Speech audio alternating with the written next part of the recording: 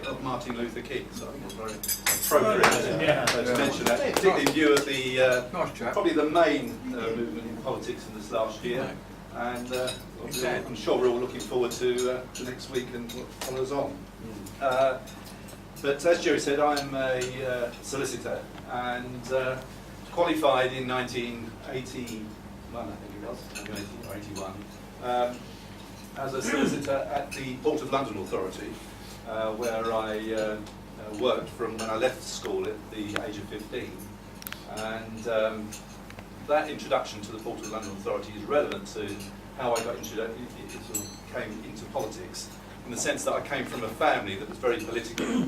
Both of my grandfathers were active in the trade union and labour movement. My maternal grandfather was arrested in Australia for leading a seamen's strike. It was very radical. And my own father was a chair of the London Labour Board, and was very active in the work that was carried out by the trade union movement in decasualising dock labour, which affected the Port of London. And it's against that sort of fairly radical working background that when I left school at 15, I joined the Transport General Workers Union, as it was then, and shortly after joined the Labour Party. I was a branch secretary for a very large white-collar branch of the TNGW in the Royal Docks, and became more active, involving in negotiations for working conditions, became a trustee of a very large pension fund. And it was during that sort of involvement of my sort of working life that I was invited to join the legal department of the PLA, and they had a very progressive policy of training their staff in-house, and that's I decided to train as a lawyer and qualified there. Now, during obviously that time, I got married in 1971. I've got 3 children. I had 2 in the years that I was studying. My activity in politics and the trade union reduced, obviously, as I was trying to get my qualification.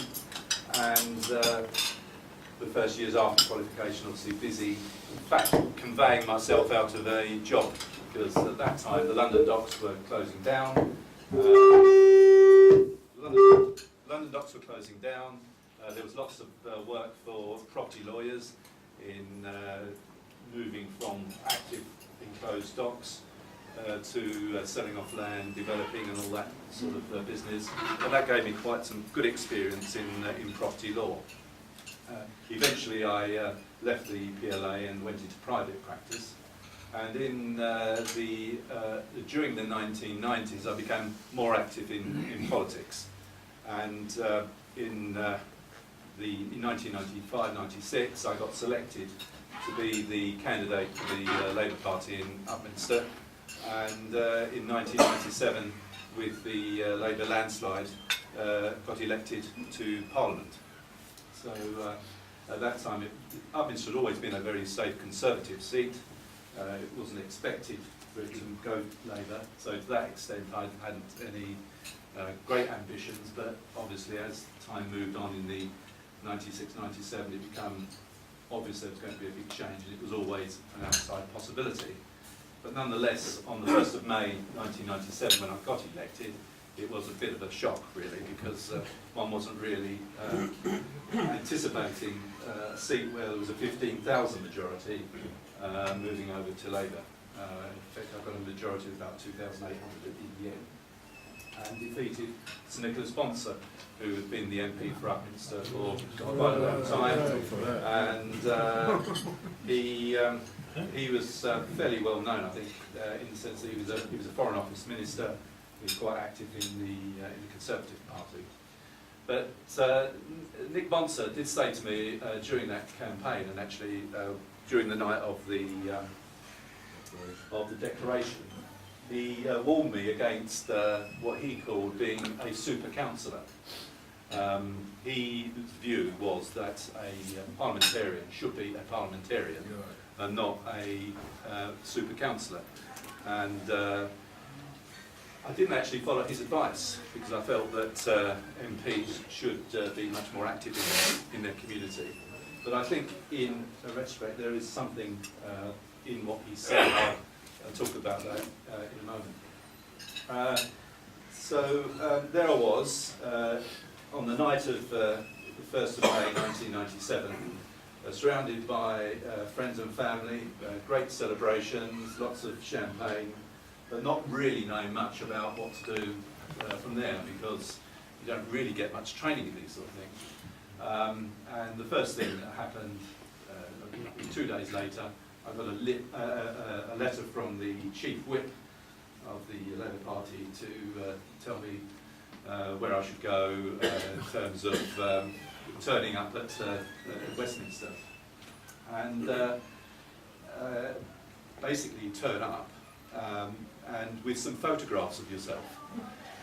So you take your election literature, or some copies of it, with your photograph on, and the first thing you have to do is go to the police security and give them a lot of these photographs so that all the members of the security have your photographs and can be recognised.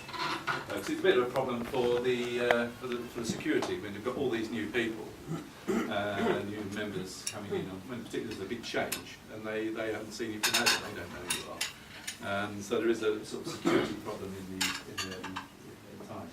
There's also a big problem for the authorities that run the House of Commons, that's the House of Commons, the offices, because members don't clear their desks, as it were, until after they're defeated. So there's a couple of days when the outgoing MPs who have lost are still in their offices, and there's all us new ones turning up with lots of letters, because a lot of constituents, first thing they do is they write to you, you get these letters, and you turn up there, and there's nowhere for you to go. And basically the way they got round this was having a number of large rooms with lots of tables in, and we were all us new members were crowded into these tables. You had no telephone, no computers, and basically get on from there. It took about 2 weeks actually for those to move out, for us to be allocated offices, and it's sort of dealt with on a sort of seniority basis. So the more senior members get the choice of the best rooms, and the rookies get what's left over at the end of the day. It's very sort of club-like in that respect. So you gradually get your feet under the table, start to deal with some work. We get introduced into the chamber, and there are some members of all sides that are very helpful to new members. So Dennis Skinner, who probably all heard of, he's got a bit of a reputation, but he has also got another reputation which others don't know of, that he does actually show members round. So John Cryer, who was MP for Hornchurch, and I, he took us round, showed us how to table questions, where to pick up papers, who is influential to do this sort of thing, that sort of thing. So all that sort of information that you've got, he looked after for a couple of days. Obviously a very experienced MP and knew all the things to look for. The first thing I suppose that you next thing you think of is how you're going to make your mark in the House and how you're going to speak, and when you can speak. And the rule is you cannot speak until you've made your maiden speech. You can't get up and make it do a question or anything like that until such time as you've made your maiden speech. And in order to make your maiden speech, you have to write to the Speaker of the House and say you'd like to speak in a debate. And of course, again, situation where you've got a new Parliament with lots of new members, everyone, all those that have made their maiden speech want to make it. So there's a sort of a period of time, and it was elected on the 1st of May, and my maiden speech was made on the 7th of July. So it took probably about a month of Parliament sitting before I got called. I tried to do it before then, and so you write to the Speaker and say, I'd like to speak in this debate, and you get on a list. And you wait, you prepare your speech. So obviously, depending on what the subject is, you do your research and get your speech prepared, and then you sit and wait to be called. And I had to wait through 2 debates to make a speech before I actually made it. So you're sitting there for hours on end during the debate, expecting to get called, and because all the more senior members get to speak first, there may be only 4 or 5 members on that particular debate that get called. So, and that, of course, you're very nervous. You know it's important, and you sit there with sweaty palms, but you don't get called. So eventually, on July the 2nd, on the second reading of the finance bill, I got called to make my speech, and the tradition is that you're listened to in silence. No one interrupts or challenges you during that debate. You tend to talk about your own constituency, give some other members some description about what it's like, sort of people you're serving. The tradition, you always praise the outgoing Member of Parliament, saying how wonderful they were, albeit you may not believe it, but then, well, it's a tradition. And then when you do eventually finish your speech, you sit down, and after that, everybody that speaks afterwards says, what a wonderful speech you just made. And so that way it gives you confidence, and everybody's, from all sides, are very collegiate and friendly. So you get into that, and I suppose that's the big thing. You can, after you've made your maiden speech, you can apply to speaking in the other debates, and also challenge other members in debates at any time. That's the work in the chamber that you see on the television. There's also lots of work that you do in other committees, and you're allocated, or you can apply to go on committees. I've sat on the Procedure Select Committee. Select committees are very non-partisan. They are not whipped in the sense that there's crucial votes that you're told, you're advised, or you follow the party line. That doesn't happen. In select committees, there's a much more non-partisan approach to politics, and in many ways it's more refreshing. A lot of good work is done in select committees, and I sat on the Procedure Select Committee.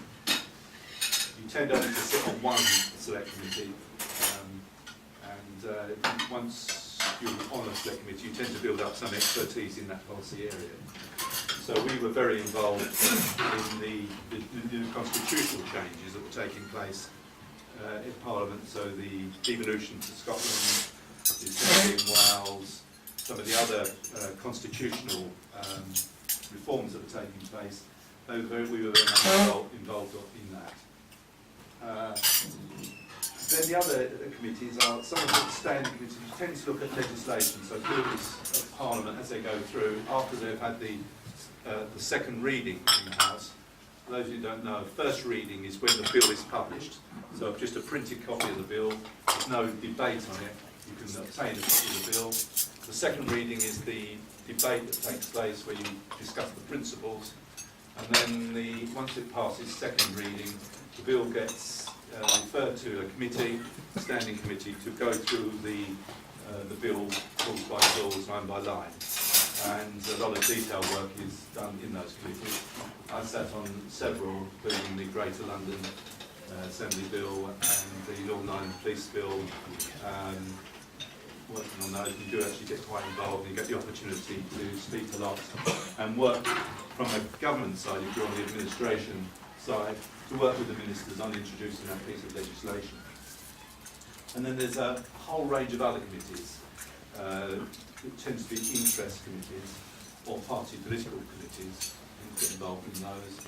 And just as an example, I was quite active in the Thames Gateway group of MPs, which brought against cross-party committees, and we were concentrating on all the developments in Thames Gateway, lobbying ministers for investment in our area and that sort of thing. We tend to get involved in those things. So what I've just described is all the work that you do in Parliament, and the other side of it is the work that you do in the constituency. So you do get a tremendous amount of correspondence from constituents raising complaints, inquiries, and all the rest of it. They want you to take up their case. You're in many ways an advocate for those. Often it's complaints about local authority or the one of the utilities or the hospitals, and you receive correspondence, correspond with them, maybe see the constituents in advice surgeries. I held advice surgeries every week, and you'd have people coming to see you. So there's that sort of work. And then there's work you do with the local authority or the schools or the health trusts. They want to see you, explain to them what's going on locally. They want you to take up and represent them in Parliament as well, lobbying ministers. So there's quite a lot of work that goes on locally. And it's combining those two areas of work that you need to get the right balance. I think, and this is a point where I do, in retrospect, agree with Nick Bonser, that if you do too much of that work, that you really do not then have so much influence in Parliament. If you are not seen in Westminster, and you're not discussing things in debates, and you're not trying to build up an expertise in particular areas, you are not so influential. You might be more popular with your constituents because you're sitting down listening to their problem about their housing matter, but really that is a matter that ought to be taken up with a local councillor.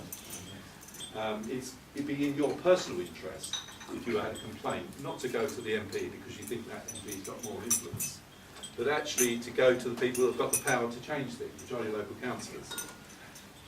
Everybody thinks that because you're an MP, you've got so much power, but you don't really. As a local councillor, I appreciate that I actually have more power to affect people's lives locally as a councillor than you do as an MP. And if you're doing the job for your Member of Parliament, as a Member of Parliament, you'll be doing your collective interest much more by being influential in Parliament. And it's in retrospect, I had that debate with Nick Bonser in 1997. I think he was right. And it's something about our democratic process which I think people don't understand. They think the MP is the important person. It is an important job, it's important that we're representative, but it's not important above all other things. And I think that's the point I'd like to make. Quickly moving on, one might say, well, what have you achieved? I was there for 4 years, lost the seat in 2005. I was one of the only four or five MPs that lost their seat in 2005. Most of those, well, four out of the five were all in the Essex area. So the Romford seat that went to Labour went back to Conservative, the Canvey Island seat, ditto, and I think the Harwich, one of the Harwich seats. It was all this sort of Essex area that moved back away from Labour in 2005, and I suffered as a result of that, lost by just over 1,100 votes. What did I achieve in that 4 years? Well, there's a number of things. Certainly influential in the creation and the decision by government to put the new finance the new Queen's Hospital. Many, many meetings and very close work with the trust, making sure that we were ready to get that hospital. And I wasn't the most important person, but certainly played a role in that. And I think it was that work that we all did collectively. We actually managed to get that hospital. It took a long time, but it's there as a result of that activity. The expansion of the community forest locally, Thames Chase Community Forest, had a significant amount of additional investment. You'll see the land that's been acquired. Again, not solely my decision, but as a result of quite a considerable amount of lobbying, explaining to ministers, bringing ministers down here to see what we needed, and that I would say is an achievement. The number of new clinics that are in the area, although this is a national scheme, we certainly were promoting that heavily. I was very much involved in the funding, the lottery funding with the local authority for the new Central Park Leisure Centre in Harold Hill, which eventually came along. So I would say they were sort of high-profile local achievements, which I wouldn't say I was solely responsible, but certainly played my part in. That's at that level. At a constituency level, a number of achievements with individual constituents. Surprising how often you're able to help people. I remember one very grateful family whose son was about to be extradited to the United States, extradition law is very complicated, as my lawyer colleagues will no doubt confirm. And it was because of the laws of different countries and the getting involved at various levels that we're actually a case where someone was due to be extradited. Clearly, in my view, they should not have been subject to that.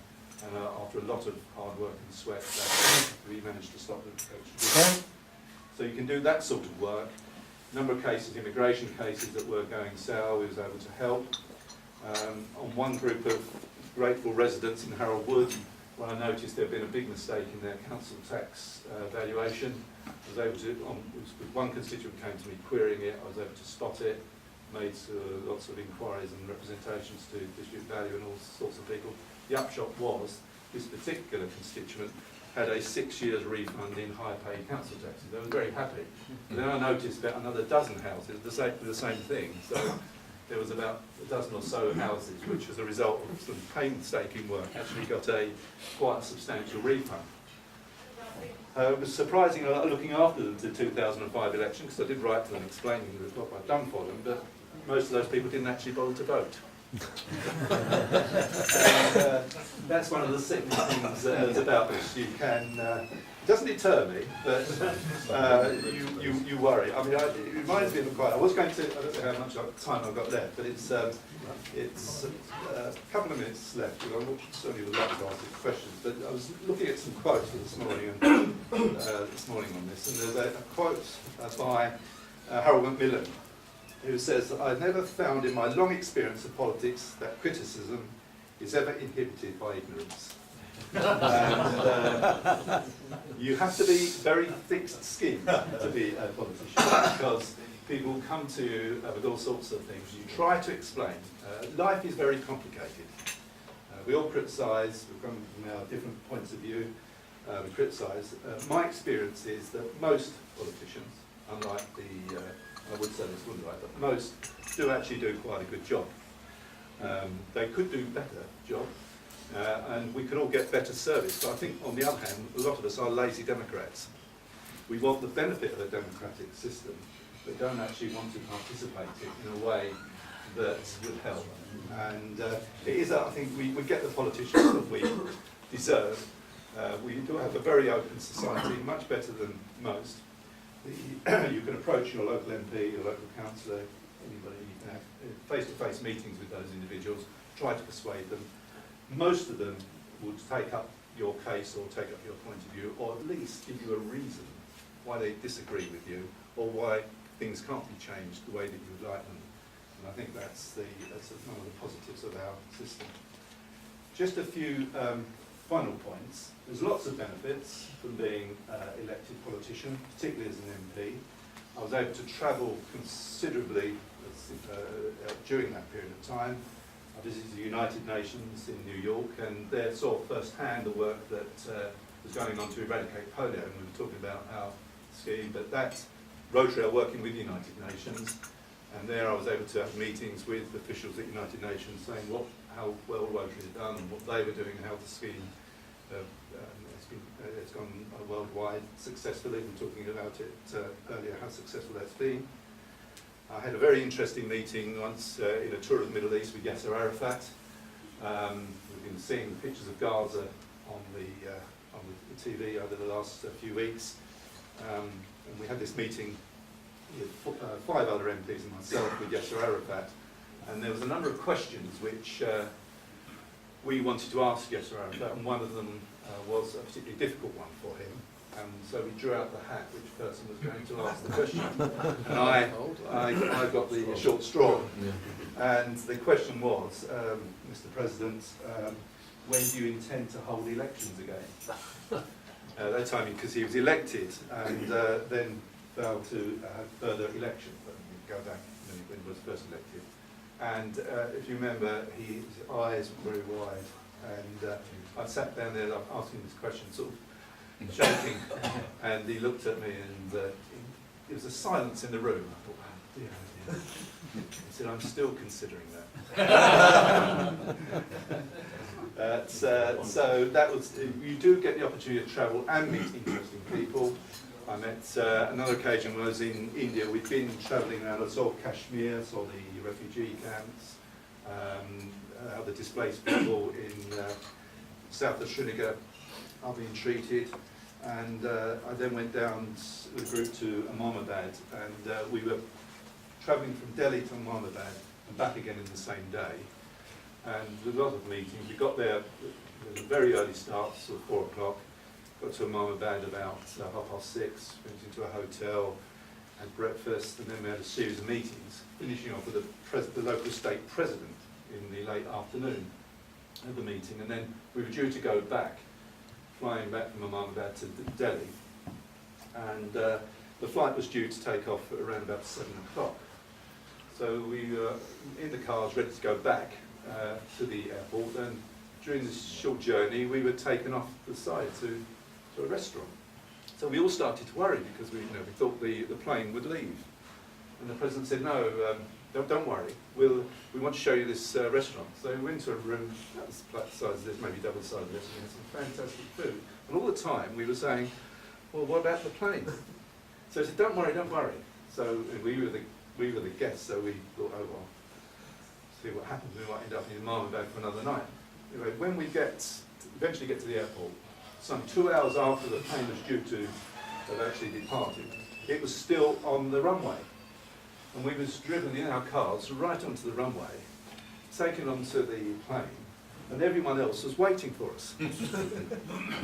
Of course, when they saw the president, who was with us, they all clapped. They were all quite happy to wait for us.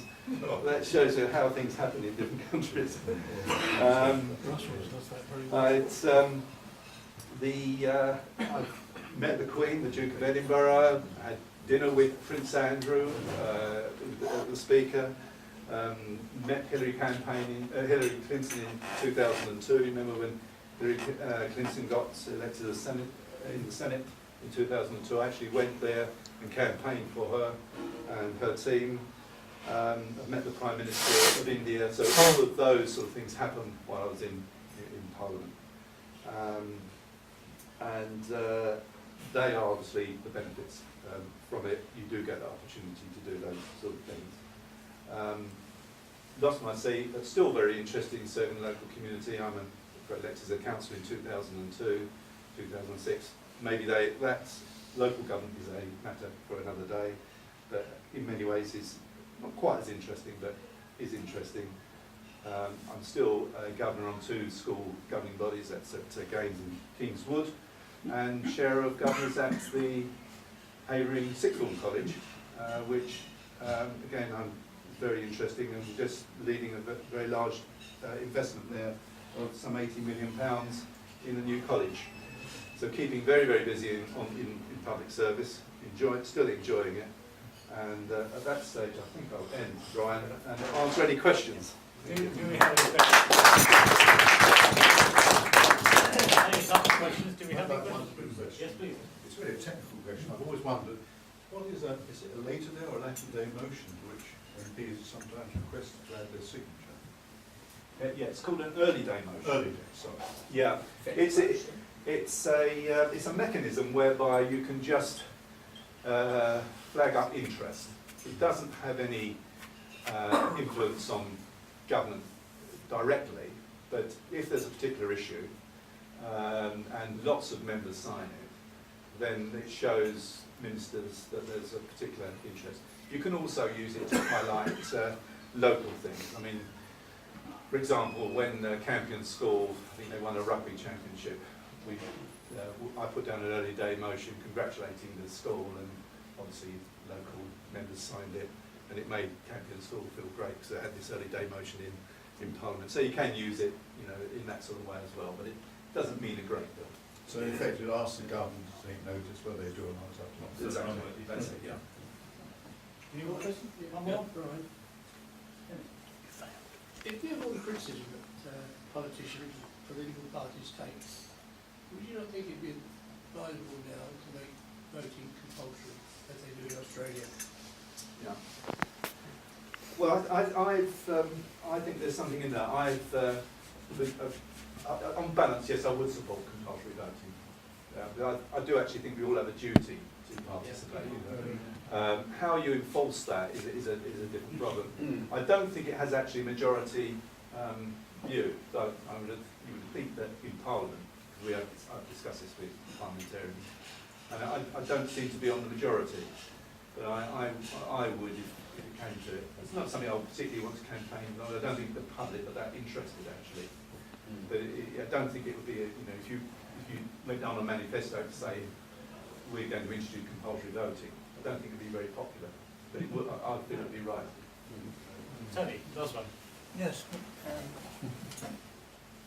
How influential on government decisions are such action groups? I'm thinking particularly at the moment of the Heathrow third runway. There's a pretty voluble chorus of people who are objecting to it.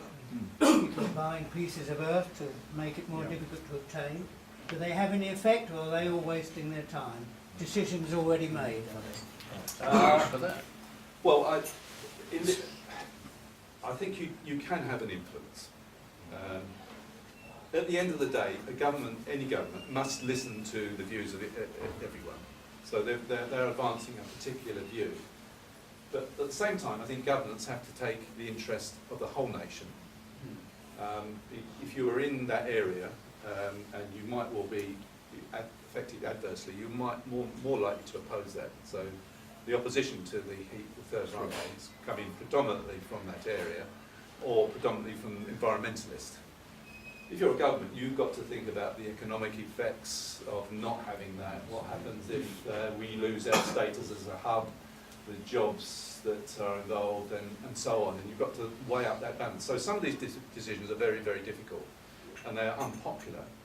But nonetheless, I still would encourage people, but I think single protest groups and action groups actually miss the point, because the real power is within the political, it's within the political parties. At the end of the day, you have to stand on the platform. So action groups can be discounted, and so the real power lies within being an active Democrat. I hope that's answered the question. Right. Well, in the absence of the President, he falls to I have the pleasure of offering you a vote of thanks. I don't having listened to that, I feel very eloquent. Obviously, a man here who's represented us as a community in Parliament, I think he's demonstrated those abilities. And I suppose the way I feel proud to say, I was always one of those who voted you on both occasions. We've got the MP we deserve. I don't think I can argue with that. I think you've given us a very clear overview of what happens in Parliament itself. It must be a hell of a learning curve. I should give a couple of months moving into that environment. And clearly you got into it okay.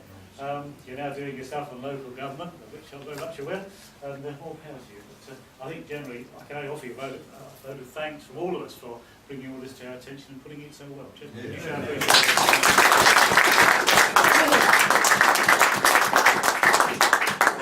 which point I can move on, I think, to close the meeting.